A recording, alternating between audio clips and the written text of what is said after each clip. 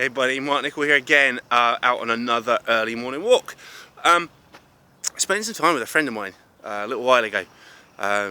He helped me to change the cam belt on my car, being all super manly and stuff. But anyway, we got talking, and his birthday was coming up, and he was bricking it. Okay, he was bricking it about turning 30. Okay, the guy's 29. In a few months' time, he'll be 30, and he's absolutely dreading it. And I kind of got to wondering, well, why? Why is he dreading being 30? You know, what's the big deal? And I think when I spoke to him and when I kind of got into thinking about it, it's the same for a lot of guys, that we kind of live that there's points in life where the fun stops, right? You think back, you know, that your teenage years, adolescence, that's when all the fun shit happens, right? That's when you experience and explore and try shit out, and you know, you do the party and you do the drinking, you find out about girls, and you know, and that's when the fun stuff happens. All through your 20s, it's all, you know, just feeding off the back of that. But 30, something happens at 30, I think, where you kind of have this expectation or this belief that the best is behind you, that the fun stops. And that can be kind of easy when you consider it, that's when you're into a career, you maybe have become a dad, you've got responsibilities, and you're kind of focused on the future rather than the here and now. I found myself falling foul of this just very recently. I was talking to a friend.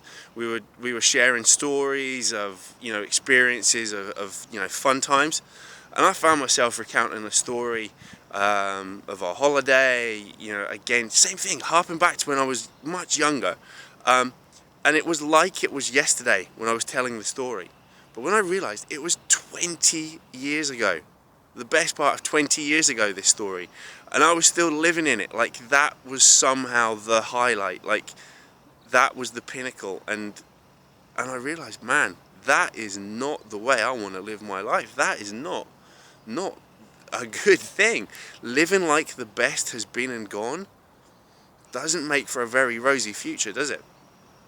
So it's a commitment on my part, is to, one, be more aware and to consider what goes on in my life. So I've started journaling, started writing shit down, keeping a bit of a diary so you can record stuff, so that the stuff that happens now, because life is different. You know, I've got 3 kids, run a business. It isn't like it used to be. It's different, but that doesn't mean that life isn't going to be good. See, the way I see it is that we have the choice, is every single day we have the choice. If we know who we are, if we know what's important to us, if we know what we want out of life, then we simply chase it down. We take simple, single steps at a time to making the future what we want it to be. I know that can sound a bit out there, and you know, and if life's a bit hard right now, or you know, if life feels a bit shit, then you might be thinking, "Oh, fuck off, Mark, you know, bollocks to you." But it's true. It is true. The best can yet be to come, but it comes with making the decision, with having the commitment to make it happen, to be that way. You know, that's part of what's fueling our family move to Cornwall. You know, we kind of realize that, you know, it's not where you live, but how you live that's the big issue. And we want to live with this spirit of adventure, with this belief and expectation that the best is yet to come. And that won't happen if we stay still, if we stay where we are, living how we do, where we do. So we're out to experience new stuff. So I wonder if how does that resonate with you? Do you live with that sense of the best has been and gone, and the rest is just a trudge of dealing with shit as and when it comes up? Does it feel like the fun has come out of life, that the adventure, that spirit of exploration that fuels a man, has that fizzled out for you? Because if it has, we can rekindle it.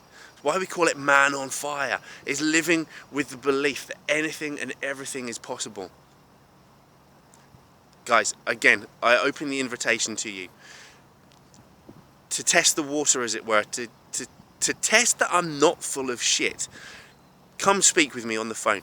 Half an hour, 45 minutes, you and me, we'll have a chat. I'll take you through a series of specific questions designed to help understand where you're at right now, what it is that you want out of life. Most importantly, what's holding you back from achieving it, And most significantly, and probably the hardest question that you have to deal with, is what is the cost to you if you don't change things? If things stay the same for you, what will it cost you? When we've done that, when we've explored that, if you feel that you want to engage and you want to get into creating this life that you want, if you want to become a better man, the man that you want to be, then we can discuss that. But right now, this is just an open invitation to take me up on an offer of a what's the word? You don't have to buy anything. Non-obligation, yeah? Chat. Because this, honestly, this one conversation can open the door to a whole new world for you. Again, I don't talk hocus pocus, airy fairy, unicorns and rainbows bullshit. Okay, this is man speak about getting real, about where you're at, what you want, and making it happen. Email me, mark@marknicol.co.uk or mark@manonfire. Just email me with yes please, and I'll come straight back to you and we'll arrange that chat. You take care, my friend. Speak to you soon.